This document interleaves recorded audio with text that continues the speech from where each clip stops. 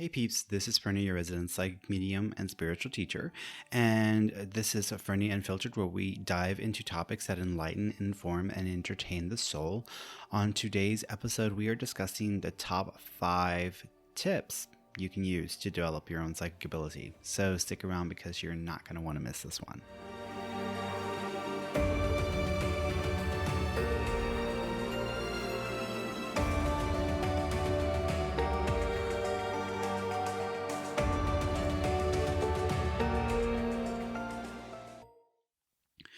So, the top 5 tips on developing your own psychic ability. I wish I could actually, I plan to at some point to write like a manual on how to develop your own psychic ability because it's not as clear as most people think and it takes a lot more effort than people realize. For most people, you'll have one or two. Psychic ability, you'll have one or two psychic hits or psychic experiences, and then you have an expectation or an idea that that's how it's supposed to be. But it really is a little bit more involved than you may realize. There are a lot of books out there. There are a lot of tools, a lot of books, a lot of classes that are available for people who want to develop their own psychic ability. I created a class myself because I was taking courses earlier on and I was reading tons of books. I've actually been reading tons of books since I was a teenager. I mean, I remember going to school with my psychic development book and I'd be sitting there in class and every free opportunity I got. And there were some days where literally there was no teacher. There was just a sub or there was just the teacher just didn't care. So we would sit in class for the period and there was nothing to do. So I would sit there and I would read my books by John Edwards, Sylvia Brown, James Van Proth, a whole host of other people who are now considered legends in the psychic community and mediumship community as well. But there's a lot out there that you can read, that you can get your hands on. I remember going to a meetup group in the earlier days where I just sat in the group and was led through some exercises with the teacher. And I had some of my very first real psychic experiences during some of those meetups. So for me, there are a lot of different ways you can develop. So it's not like there aren't enough books out there. But personally, I feel based off of my own experiences in developing that a lot of the stuff out there is pretty much the same. And what the stuff out there typically tends to cover is special meditation techniques or visualization meditation. Many times it's about focusing on one particular psychic skill because there's several. There's there's 6 psychic senses. There's more than 6. I believe there's several more than that, but the most common ones are the ones that people know about.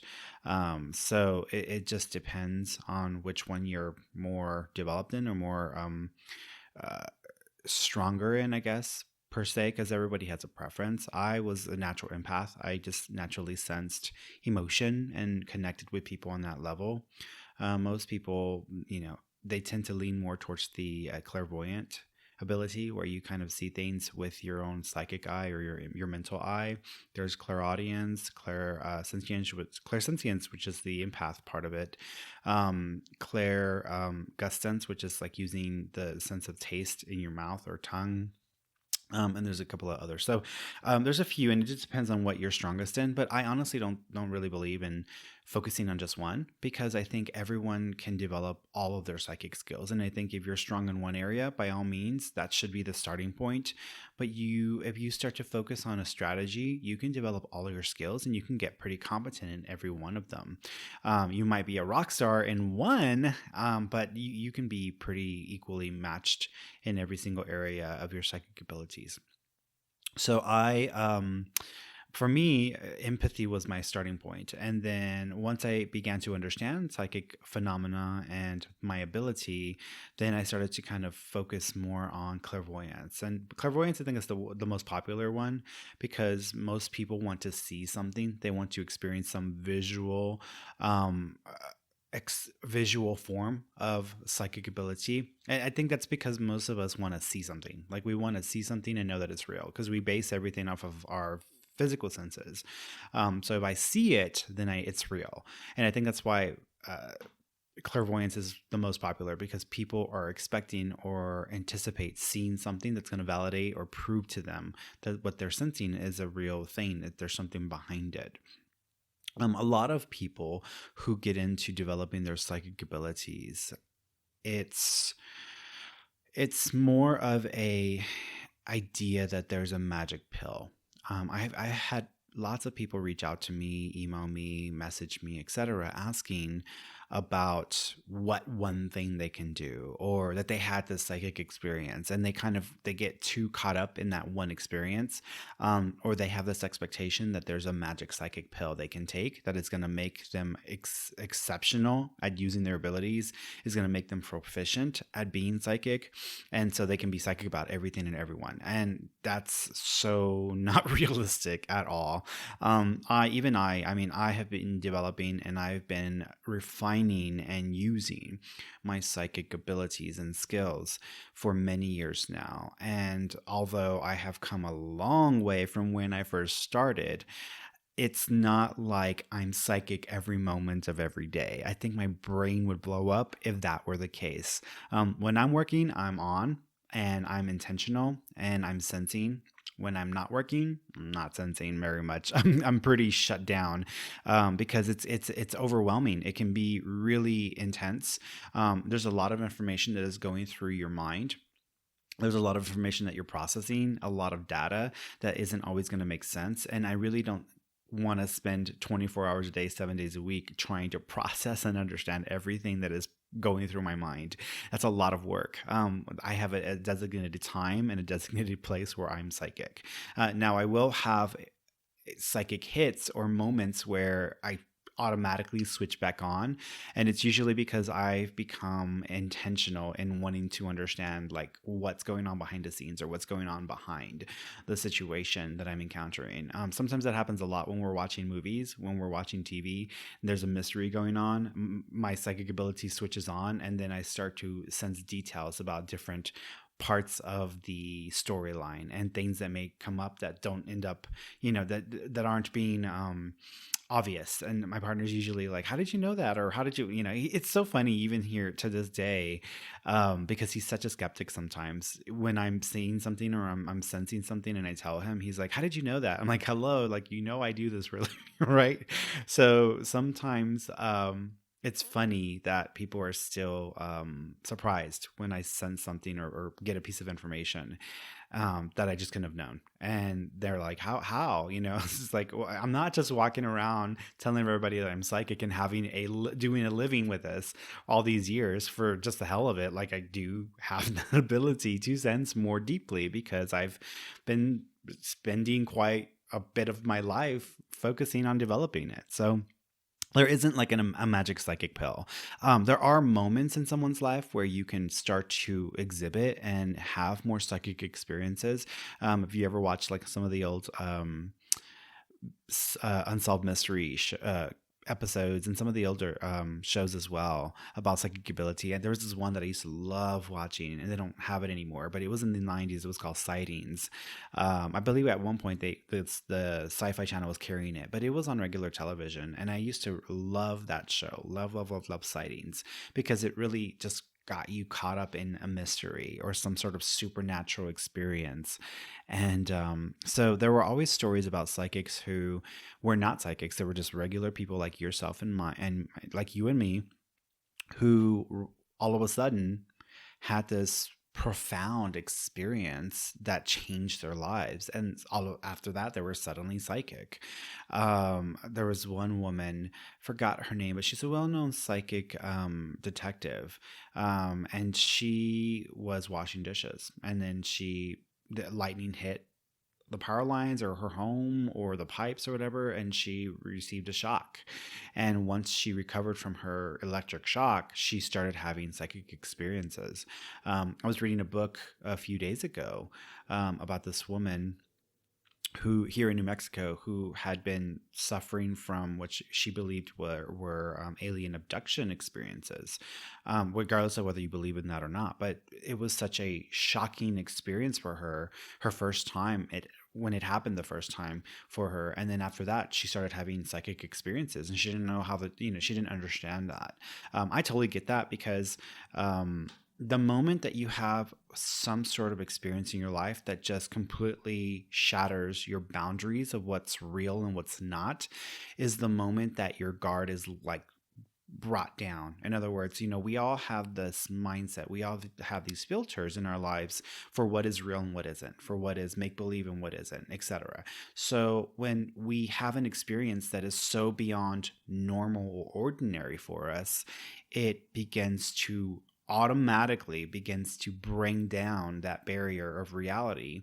And then we are more open and vulnerable and receptive to experiences that don't fit under that reality. And so it's pretty normal for someone to start having psychic experiences when they have a life altering perception of reality, when something major happens like that. So that's usually whenever someone suddenly becomes psychic, and that's because their sense of reality has massively changed. But it's not like they are good psychics right away. It takes time and energy and understanding to really develop your ability to form a better grasp of it, to have more control. Because there are people out there who are pretty amazing singers naturally, but it's like what Linda Ronstadt said in one of her interviews. I think it was for Good Morning America, where she said, in order to really be good at your ability to, or in order for you to really be good at singing, you have to practice it, 6-7 hours a day, practice, using it, trying to manipulate, trying to understand it. And I believe that 100%, because that's what's happened for me. I was naturally very psychic as a child and growing up, but I didn't really get good until I started to practice it every single day on a regular basis for hours and hours and hours a day. I think what really helped me to develop the most was taking that class with Pam Coronado, because she had, it was nice to get feedback from somebody who wasn't going to criticize you or judge you.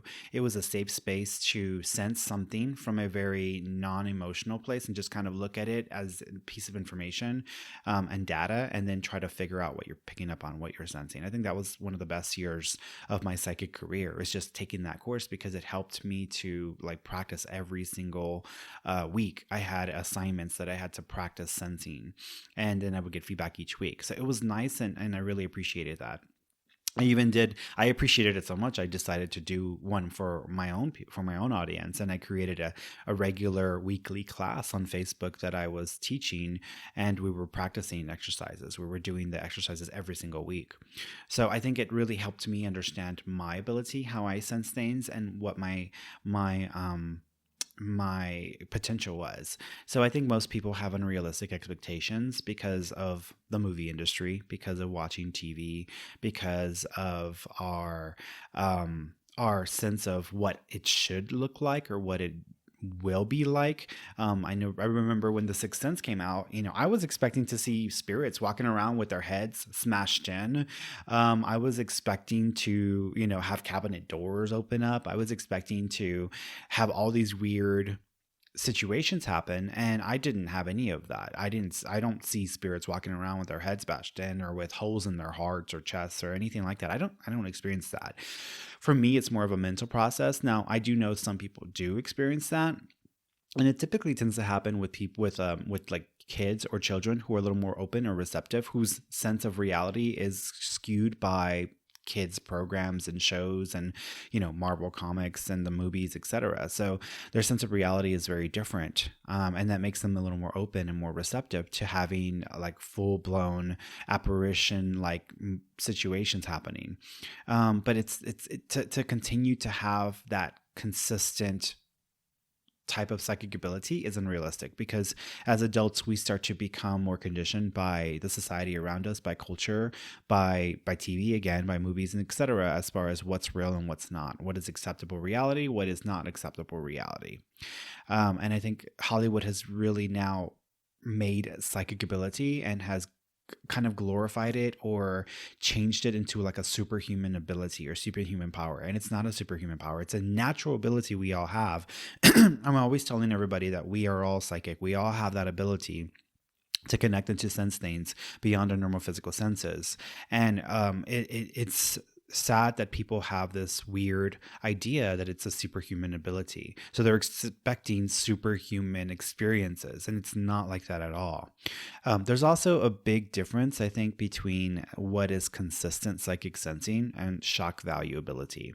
Shock value ability, in my opinion, is whenever there's one moment in time where you have such a profound psychic experience or hit. And so the expectation is that it's going to be like that every single time. It's not. It's not. It's not realistic. It's not going to happen. And I think for me, for a very long time, I was blocked from having further psychic experiences because I was expecting that shock value ability, that superhuman experience. And it was something that was way easier, way more normal and down to earth than that. And I think that's where some people get a little confused and they get kind of caught off guard with their sensing and with what they are experiencing, because they may have a shock value experience where it's just this moment where the experience is so shocking to your system, it's so jarring, and you just cannot believe that just happened. And you can actually have more of those, but it's not going to be a regular occurrence. It's not going to be in every single time you're psychic. That's what it's going to be.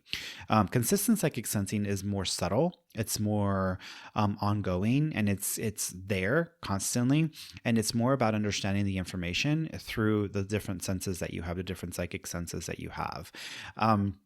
I think the more common senses are five. There are five major psychic senses. There's the hearing, the seeing, the feeling, the tasting, just precognition, which is just knowing.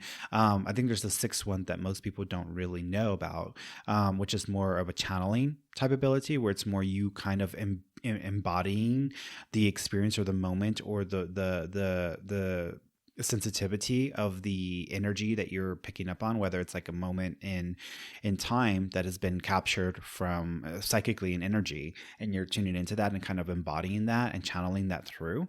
But that's also just like kind of stepping into spirit or stepping into a person's energy and kind of picking up and tuning into that. And I think that's the sixth one that most people don't really know that we all have as well. I think Paul is a good example. I mean, you guys don't know who Paul Selig, he is a well-known channeler. And he considers himself like to be a medium, except not a medium of the deceased, but a medium of the living. And so what he likes to do is he likes to step into a living person's being and sense and figure out and tune into energy and stuff. It's a pretty amazing ability that he has. I've had a session with Paul, and I was blown away by how he was able to tune into my energy and my being in a way, and bring through some very deep stuff that had to do with like my childhood and stuff I've gone through personally. So there's that other ability that a lot of people aren't aware of. The consistent psychic sensing is an ongoing regular thing, and it's usually happening every single day. It's just a matter of how aware are you about having that information going through your head. I describe it in one of my classes. For those of you who haven't checked out my class, you should check it out. It's on YouTube. It's free. Like, I made it for myself because I wish I would have had someone teaching me this stuff as I've learned it over the many years. So I wish there was a resource or something like this. And although I'd taken classes, I'd read many books, I hadn't really found something as specifically detailed and as strategic in its ability to help me understand my psychic ability as my class. So that's why I created it, for myself and for people who really need the help and want to kind of get away from this whole frou-frou, like, oh, well, if you're not getting psychic hits, then your spirit guide is mad at you, or you're probably not good with communicating with angels or whatever. Like, it takes it out of the realm of it. You have to believe in this system, or you have to believe in these certain types of spiritual concepts in order for it to work. No, it's going to work regardless. You have a psychic ability. Everybody does. It's going to work whether you care to use it or not. Some people are better at it, but it's there. So you can tap into it. You don't have to believe in angels. You don't have to believe in the spirit world concept. You don't have to believe in God or anything like this. You can use your ability. It's very it's very much of a separate thing from the spiritual ideas and the spiritual concepts that most people are learning about or trying to grasp whenever they're trying to take a psychic course by a spiritual medium or a psychic out there who's teaching it or who's written a book.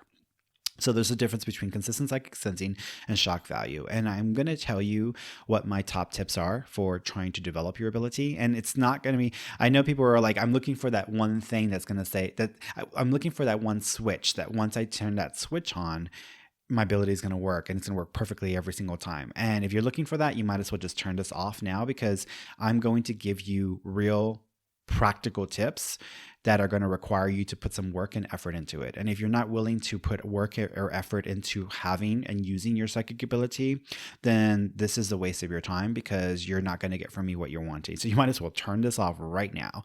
But if you are actually interested in developing and being a really good and exceptional sensor, then stick around, because what I'm going to give you is going to be something that can help you, and it's going to work for you and your ability to evolve and to grow to the next stage. So hold on, we'll be right back.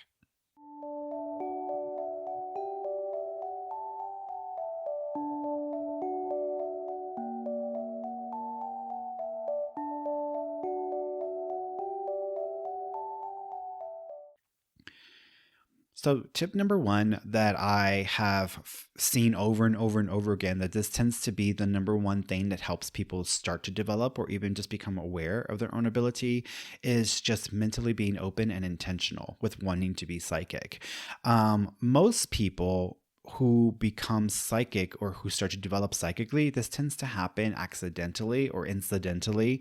It's not always a choice that they start off with.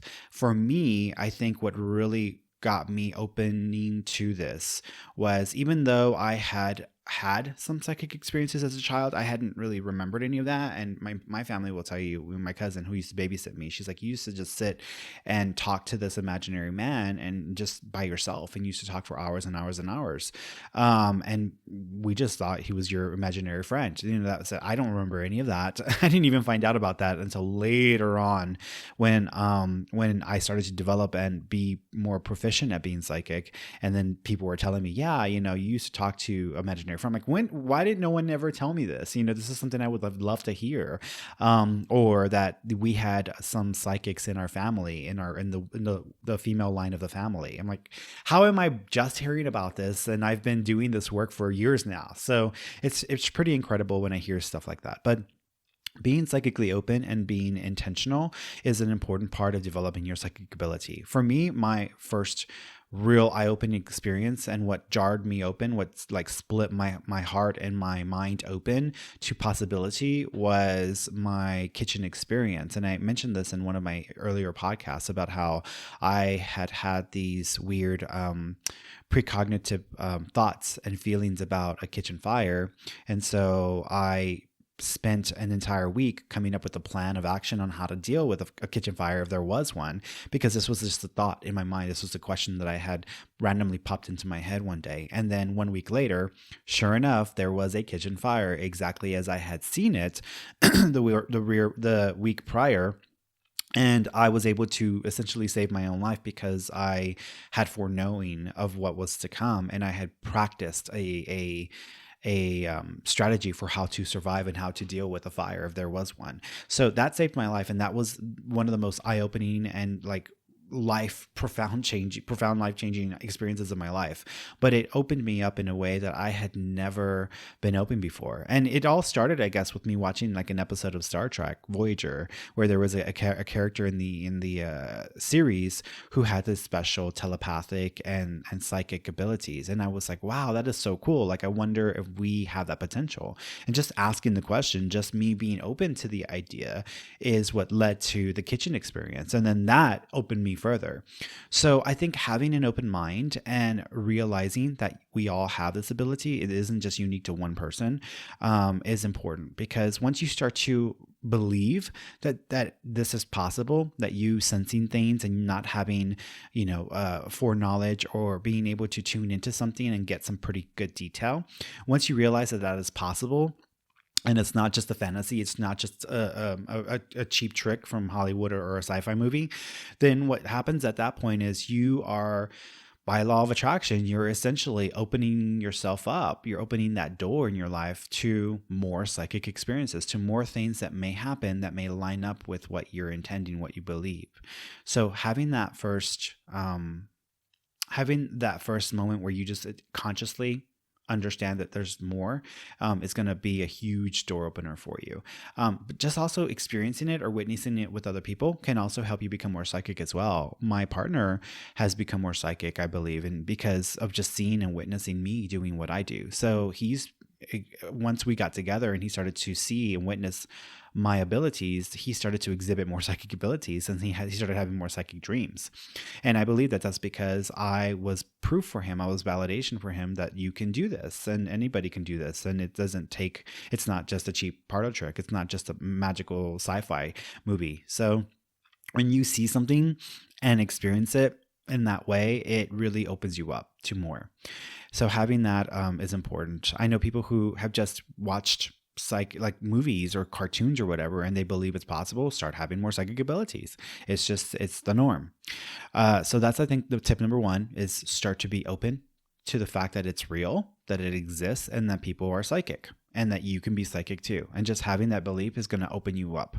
Just the belief itself is like a bridge, and it builds these structures in your brain, in your mind, that help you to receive more, help you to make it more possible. It's kind of like, you know what, if this is possible, then I'm going to lower the gate to that. And reality, as I've been taught, isn't really what I'm accepting anymore. And I'm going to accept that this is possibly a reality. And then as you do that, the gate comes down and you start opening to more potential abilities. So that's number one. It's just believing and having faith in the fact that this is a real experience. This is a real natural ability for most people, for everybody actually. And you can do it too. So that's number one. Number two is you have to create a headspace for it. And what I mean by headspace is a lot of the people that ask me about, what they can do, because for some reason, every person that asks me this, they believe that their ability is unique or there's something very special and significant about them. And it's just very different from everybody else's. And I totally get that, because we all want to be unique. We all want to be special. But, really, most people have the same experiences, and I hear it over and over and over again from clients and from people who are wanting to develop. And what you must do is, if you start to notice that you are being psychic or you're having more and more and more experiences, you have to create a space for it. And I'm not talking about a physical space. I'm not talking about having like a physical location for your ability. I'm talking about like a headspace. In other words, you have to, if you have a musical ability, then you should spend some time singing. You should spend some time practicing and singing, and that's creating a space for you to express yourself in that way. So for me, it's the same thing. For me, if you're recognizing you have a psychic ability and you have senses that are switching on, psychic sixth senses that are switching on, then you have to create an environment where you can use it, and give yourself permission to use it. Because just waiting around for something to happen, or waiting around for it to just turn on, and for you to be like, oh my God, I'm having a psychic flash. Were you waiting around for that? You're just going to get disappointed, because it's not going to work that way. So you need to create a space for it where you can use it, experience it, and pay attention to it on a regular basis. This is why people really do promote meditation, because the point of meditation, and there's different types of meditation, and all meditations are not the same, but meditation is essentially you like checking in with your brain and checking in with your what's on your mind, essentially. And you're checking in with what's on your mind, and you're paying attention to what's going through your head and what is being processed. As you begin to pay attention to that, you start to notice little things you wouldn't have noticed before if you're just going through your day thinking your thoughts, right? So the moment you start to meditate, you are paying more attention. You're being more conscious of your thoughts, your emotions, your feelings, and it's going to be more obvious to you if you're seeing or feeling something that is just different from what your normal thinking processes are. So creating a space will help you do that. And it's called quieting the monkey mind. But meditation isn't the only way to get to that point as well. There are different, and like I said, there are different types of meditations. Some people are more psychic when they're doing their chores, like when they're just going throughout their day, washing dishes, taking showers. Even sometimes people using the bathroom. They're doing something that is kind of occupying their physical body, and their mind is basically having the ability to just wander and do whatever. You don't have to think about anything specific. When you're at work, you probably have to think about work stuff. When you're dealing with people, you probably have to think about dealing with those individuals. So when you're going through your day just doing chores or driving to work or whatever, and you don't have anything going on that's kind of got you occupied mentally, your mind starts to wander. And as it starts to wander, it starts to you start to realize and notice some things going through your head that you may not have noticed in other parts of your day. So for me, I think some of the most psychic moments, or some of the most meditative moments for me, are when I go hiking or when I go walking each evening. Because as I'm doing that, if I don't have anything that I'm listening to, because sometimes I listen to podcasts when I'm walking, but if I'm not doing anything and I'm just kind of walking and just going with it, my mind is going to wander and my mind is going to just go wherever it wants to go. And as I do that, I become more aware of what I'm thinking. I become more aware of what I'm feeling. And once you start to pay attention and realize that some of the thoughts in your head are yours, some of them are not, some of them are actually you receiving information in a very subtle way, very, very subtle way, then you can start to practice paying attention to those moments where there is subtle information going through your brain.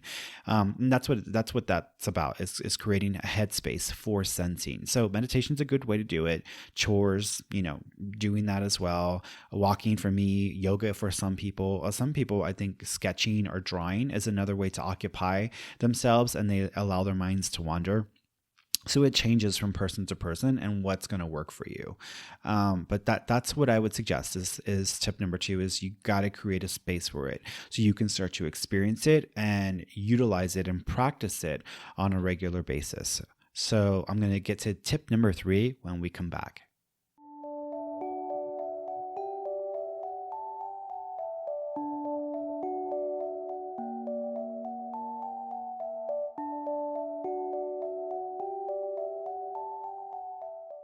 So, tip number 3 when it comes to developing your ability is to practice and record impressions.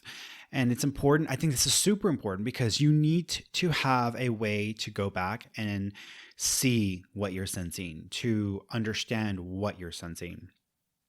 For me, because I don't really work or sense things outside of work, like when I'm not working with people or doing appointments, I'm not really focused on sensing stuff psychically. So I don't need a place to record that. But sometimes when I'm feeling something and it's showing up and I'm seeing it outside of my work time, I'll record it, or I'll at least like write down a note or whatever. Sometimes I record videos. I think recently I recorded that video with the World Series and how I'd been having some psychic impressions during some of my readings, and then I was picking up on some more stuff right before the last game, and then I went ahead and made the video on there, and there were some details that I totally was dead correct on. There were some things I was totally off on, but I was able to sense quite a few pieces of information that related or correlated to the World Series. And so it's important, I think, to record and have a record, and have a way to go back and look at what you've done. And I always suggest to people that they have like a dream journal or they have a psychic journal, where if you are feeling something about someone, something, or if you feel a certain way, and you don't have to understand what you're feeling, you just have to be aware, then write it down and put a date on it. Because the moment that you do that, you are giving yourself a space to pay more attention to your little moments, little hits, little experiences that are not in your everyday awareness. and you can go back and watch it. If you're sitting and watching the news and you're having thoughts about what's being talked about, or you're feeling a certain way, or you've got your own ideas, go ahead and just write it down and put a date on it. Because once there's clarity, or let's say down the road, a week or two later or whatever, you see more, there's more information about the situation, you can go back and look at how you were sensing stuff, and in comparison to what actually was going on. So I would suggest that, because it'll help you keep an eye on what is coming through your head and how you're seeing things, how you're processing things. And it's about figuring out the meaning behind your frame of reference, because everybody's going to see things differently. And it's important for us to understand how we sense things. And I think that's the hardest and trickiest part about developing psychically. Everyone's going to receive insight in one way or another. During some of the classes that we've had, I've had students where when we were doing the exercises and I was asking them to tune into stuff, they just said, I don't get anything. And it's not because they're not getting anything. It's because their expectation for how it should come, or for what they should get, is affecting their ability to receive information. When you feel that what you're about to say or what you're about to share is so important, or that you can't possibly be wrong, or there's no room to be wrong, or what you say is going to prove yes or no whether you're psychic or not, and if you're wrong, you're going to invalidate that you are and you're not psychic. I mean, if you are thinking that way or feeling that way, or you've built up a sense of pressure and stress around it, then you're basically setting yourself up for failure. Because what's happening at that point is you are essentially building a block around your ability, and your fear, your worry, your anxiety is going to keep you from seeing anything else that's really going to help you have more information. That's what was part of my problem for 15 years.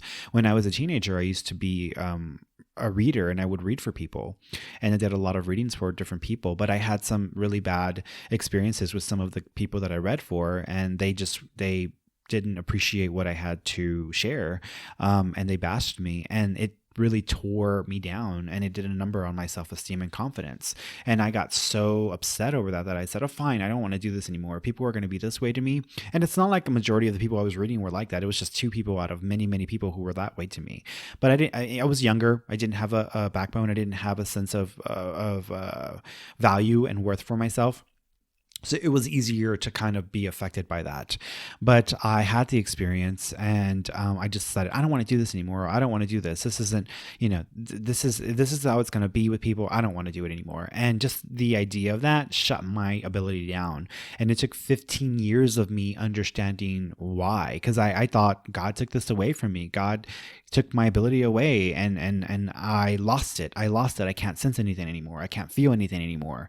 And it was because I had an expectation that I would be right every single time, and every single thing I said was going to be correct or accurate. And that belief was the block. So when I took Reiki courses, like later on in my earlier professional development years, I was having the same issue. Like, I wasn't able to channel the energy as well. And I was like, why am I not able to channel this? Why am I kind of stuck and not? And I realized, because I had this idea that I was going to be the next Jesus, or that I was going to be healing people's like illnesses or illnesses, or like symptoms and all that. Like I thought that I was going to heal people 100%, and like I was going to touch them and they were going to miraculously be 100% better. And that idea was the block, because I expected it to be a certain way. And once I realized that, and I let go of control, and I just allowed myself to be used, all of a sudden the channeling of energy through Reiki was there, and it worked, and it started to get stronger and amplify. And as that began to happen, that's when my psychic ability switched back on, and I started to sense things more than I had before. And I'm like, oh my God, this is what the whole issue was this whole time. The problem was that I was trying to control how I would be psychic, and how good and how accurate, and I was trying to control every angle of that. and it blocked me. So if you are trying to do like a psychic exercise and you're trying to tune in and sense and you sense nothing, then it's probably because you're blocking it. It's probably because you have an idea or expectation for how it should be, and you are not allowing yourself to be wrong. You're not allowing yourself to be human. You're not allowing yourself to just go with whatever comes and it not having to be a certain way. So I think that's going to stop you. So you got to be careful with that. Tip number 4 is avoiding jumping to conclusions and trying to focus on the detail. This was a big issue that I struggled with as well, because if I got one little piece of information, I would jump to a conclusion, and then typically the conclusion was wrong. And people always, and I think this is because people always expect psychics to immediately know every single detail, every single thing, and get every single thing right. And I was focused on the story. So we sense details, we build a story around the details, and then we put that out there. The story is wrong, but the details were correct. That's exactly what happened with the World Series prediction that I made on YouTube, where I had said I had sensed this and this and this about the situation. So I assumed, or I was expecting, that the Astros were going to win, and they didn't. But the details were correct, and that's a rookie mistake. And I still make rookie mistakes. I'm not perfect. I still sometimes just completely take a piece of information and I kind of take a leap with it. I've gotten a lot better over the years, and I mean the reason why I've gotten a lot better is because I took that class with Pam, and that was her number one thing is don't build a story, don't focus on a story, focus on the details. So when I do readings now, that's exactly what I do. I pay exclusive attention to the details, and I focus less on trying to tell somebody a story. So like when I'm doing a reading for someone, and I'm tuning into like a relationship, the energy of relationship in their lives, whatever details I'm picking up on, I go ahead and share the details. I don't try to make a assumption or try to make try to create a story around it, because sometimes the story will be incorrect. I remember years and years ago, I had this one client, and I think she lived in California, and she had been dating this guy, and they, had a really intense relationship, and they had kind of split. And so she called me up and she wanted to know if I thought they were going to get back together. And what I tuned into, as soon as I tuned into her energy and the energy of that, was I saw her interacting with someone in California. And I saw this guy being completely in love with her. And I was like, okay. And then I saw this guy having her move in with him, and then he proposing to her, and then getting married. And it was such an obvious, like, solid impression for me. So that's what I saw. So I assumed that this is who she was talking about. And so I created a story, and I said, oh no, it's going to work out. It's going to work out. He's completely in love with you. And I think that he's going to ask you to move in with him. And then shortly thereafter, he's going to, propose to you. You guys are going to get married. You're going to be living in California. And at this point, she was in Texas and he was in California. And sure enough, like 2 weeks later, she's like, well, we didn't get back together and we're done. Like he doesn't want anything to do with me. And I was like, I don't understand. Like, that doesn't make sense to me. How can I have seen that so clearly in my psychic sensing and felt so strongly about this? And I saw it around the holidays because I kept seeing certain holiday reminders. So it made me feel like this was going to happen around a holiday period. So that didn't work out. They did not stay together.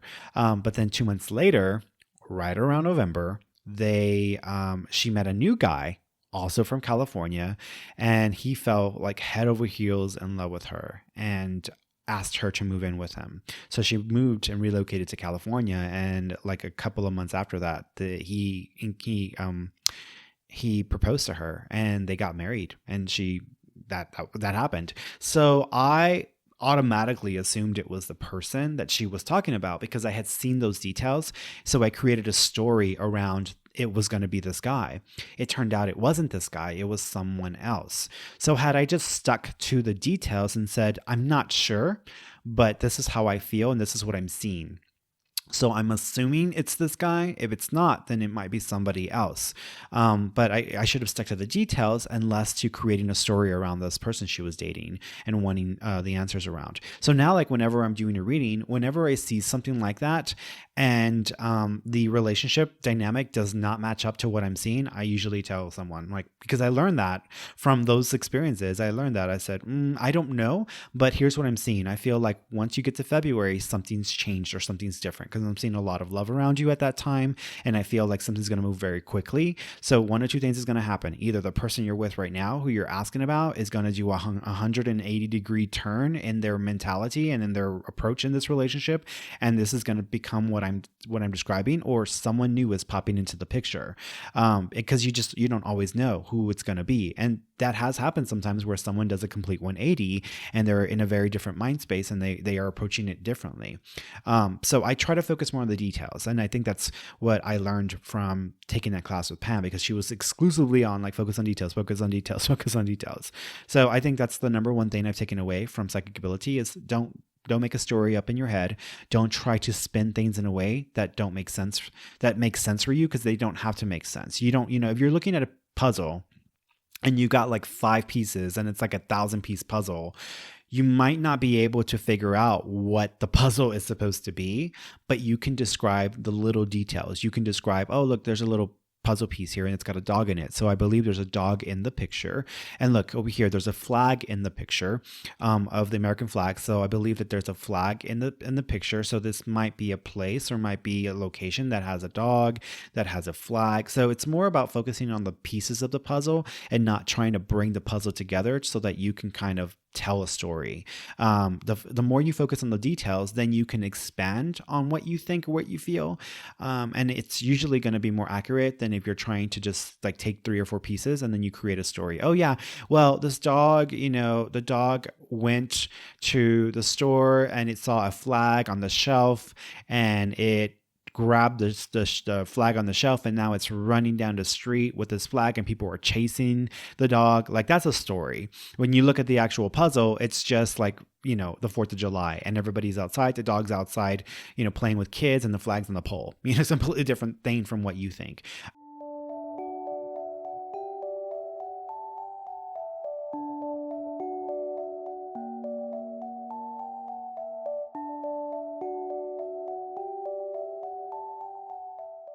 I had in the earlier days when I was developing with Pam, I had a woman who was also a psychic who I kind of become friends with, and she was taking the class with me. And one of our first exercises was kind of tuning into a missing persons case and trying to figure out like the not a missing persons, I'm sorry, but like a criminal case where we were tuning into a murder mystery, and it was already solved. We didn't know that, but we were just given a picture and we had to tune into what was happening around us. And I remember this female, she sensed a lot of very specific details about this particular case, but she created this whole story around the details, and the story was drastically different from just the details. So once we knew more about the story and we knew what actually happened to this woman, she felt like a fool, and she felt like, well, this class is no good for me. It's not going to help me. And, this is just a pain. This is wrong. And I got this totally wrong. And I'm like, are you crazy? Like, you got so many specific details. Your story mind was the wrong. It was what was the mistake. You shouldn't have made a story around this. You should just focus on the detail and don't worry about making up a story. But she just walked away from that and she felt defeated and she didn't come back to the class. And I was like, wow, the amount of growth and development she might have been able to do in that course had she just focused on the course work and on the material, instead of having this idea that she has to be this like world-renowned psychic and have every single thing right, and if it's not right then the story's wrong or whatever. So focus on the details, right?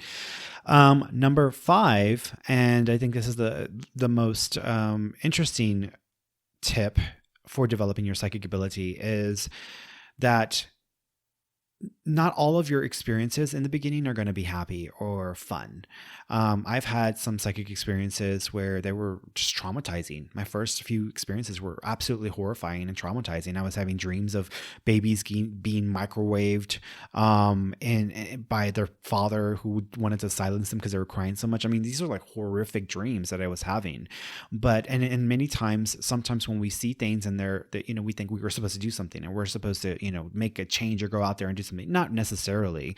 When you open up psychically, because we grow up as people, most people, we're kind of negative centric. We're kind of taught, like, whenever someone asks you, hey, how's your day going? Most of us are we're conditioned through example to complain, and we complain about whatever. So we focus on the negatives. We focus on what's not working, what's wrong, what's this, what's that. We're not really trained, or we're not conditioned to pay attention or focus on the positives. So for most of us, when we are having our first psychic experiences, they're going to be a little bit scary, a little traumatizing. They may be very confusing because you are not prepared to deal with negative supernatural experiences outside of your normal sense of what's real and what's not. So you might have some negative experiences at first, and a lot of people like to clump together and like create stories around the negative experiences they've had. There was this one woman where I went to her home and I was doing a walkthrough checking the energy because they thought that they were haunted and there was a demon in their home.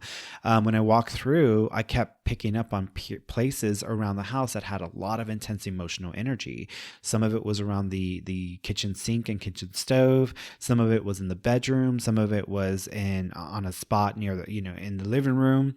And it turns out that in that home, the mother who lived there, she just was a very emotional person. And sometimes she would get upset, or sometimes she would get angry, but she wouldn't talk about it. So she would go to these spots, go make dinner, or be sitting on the couch, and she would just fester and fester and fester. So that's why there were these intense periods or places that had this kind of energy. And so the other girl in the house who I was there to kind of look into, she was very psychic, and people who are very psychic tend to have more supernatural experiences happening around them, because they're kind of like batteries that are flipped on, and the battery's not under any kind of control. It's just kind of going off. And so if someone is going through a rough time or a tough time, or they're having a lot of drama in their life, etc., psychic people tend to put out more energy. And so you combine that with these places in the home that are intensely energetic and emotional stuff from the past. And then you have all this other stuff. You have maybe a random spirit pop in and saying hi or whatever. People, they decided that all of these things were the same thing, and that this was a demon. And when I walked in, I'm like, no, your mom needs to talk about her problems. She's probably not sharing or communicating, and she's festering, and she needs to stop it because it's building up the energy in these areas of the house. You as a psychic, you need to get better at maintaining a balance emotionally, because your emotional imbalances are going to create more havoc supernaturally. And you might have random experiences that you don't understand, but yet you're going to assume they're demonic because they, in conjunction with you feeling these places in the house that are deeply emotional, and then you've got spirits saying hi. And so y'all are just making a story up out of a bunch of different things happening in the same home. And people have a habit of doing that, but there were negative experiences, and they were building up the story around these experiences, and it was just confusing. They didn't have an understanding of psychic footprints, where there's energy footprints in certain areas and places and time. They didn't understand any of this. They had no foundation for knowledge of how supernatural and psychic experiences happen, which is part of the reason why I made this class, because I wanted to give people a better understanding of this stuff so that they don't make assumptions and assume, oh my God, I'm haunted, or there's a demon around me, because people love to do that, right? And some people do it because they want the attention, or because they want to make themselves feel like, oh my God, the devil is behind me. I'm like, okay, really, I think the devil has better things to do if there were a devil. So I don't think that you're that important that you've got to be the number one focus for the devil on the planet Earth. Let's get real, people. So, but people are going to have negative experiences. So if you are coming from if you just grew up in that mindset, you're going to naturally have, more negative experiences at first. And then once you get more comfortable with it, once you kind of get more control of your ability, you're going to start to see that you're not just having negative experiences. Now, most of my experiences are positive. I don't have as many negative experiences, but I'm not a negative minded person. Like, I focus more on positivity. I focus more on what's working, what we can do. I try to focus more on the good things and not the bad things. And that's shifted my own alignment with what I'm experiencing more often. I still have negative psychic experiences, but I have an understanding of it, and I'm not so fearful because I understand what tends to happen sometimes. So real desire takes real work, and criticism can stop you. So if you are really wanting to develop yourself, try using these tactics. Try to create a space. Try to pay attention to what you're feeling, what you're sensing, what you're thinking. Try to get it down on paper as often as possible. And people are going to criticize you. People are going to say, well, psychics they don't exist. It's all, crap, until they have a psychic experiences and they want everybody else to pay attention to them, which tends to happen sometimes. But don't worry about criticism. As you're practicing and developing your abilities, people are going to criticize you. People are going to want to say this or that. And you just kind of have to let it, like, okay, whatever. You do you, I'm going to do me. But real desire takes real work. And in order for you to develop as a psychic and be proficient at it, you're going to have to use it regularly, willingly, intentionally. And the more you use it, the better you get. It's just and that's the number one thing you should take away from this podcast. If you take nothing else, is there's no magic pill. You're not going to be a professional, great psychic overnight. You need to develop and practice your ability, and practice it regularly, because that's going to make you better and good at what you do. If you're not willing to do that, then do not expect to get as much, to get as much accuracy, and do not expect that you're going to be good often, because if you're just waiting for moments where you're having psychic hits, you might get some really interesting experiences and details, but to be able to do it at will, not going to happen. You got to intentionally focus on using it regularly.